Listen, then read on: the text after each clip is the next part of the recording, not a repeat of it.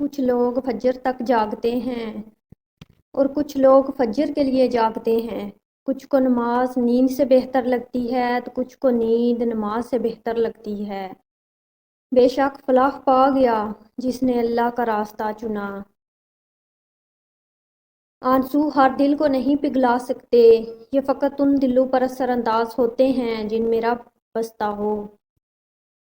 کام کو بوجھ سمجھنے والوں کا کام گھٹتا اور بوجھ بڑھتا چلا جاتا ہے، جبکہ شوق سے کام کرنے والوں کا کام بڑھتا اور بوجھ گھٹتا چلا جاتا ہے۔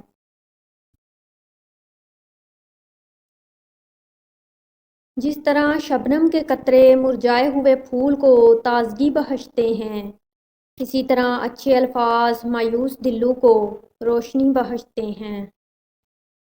کبھی کبھی چپ رہنا شکایت کرنے سے زیادہ بہتر ہوتا ہے، کیونکہ جن کو ہماری شکایت سے فرق نہیں پڑتا ان کے سامنے اپنے الفاظ ضائع کرنے کا کیا فائدہ۔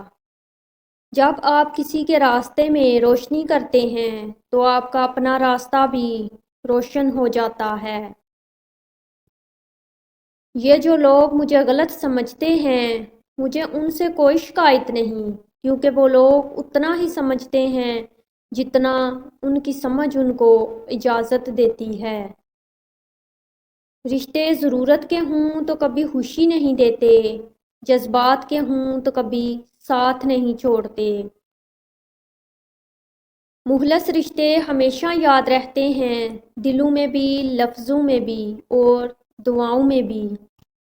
ابھی ایسے الفاظ ایجاد نہیں ہوئے جو احساس کو بیان کر سکیں۔ احساس کی دنیا الفاظ کی دنیا سے بہت آگے ہے۔ اگر کھوٹے سکے سے کچھ خریدنا ناممکن ہے تو نیستوں میں کھوٹ رکھ کے فلاح پانا بھی ناممکن ہے۔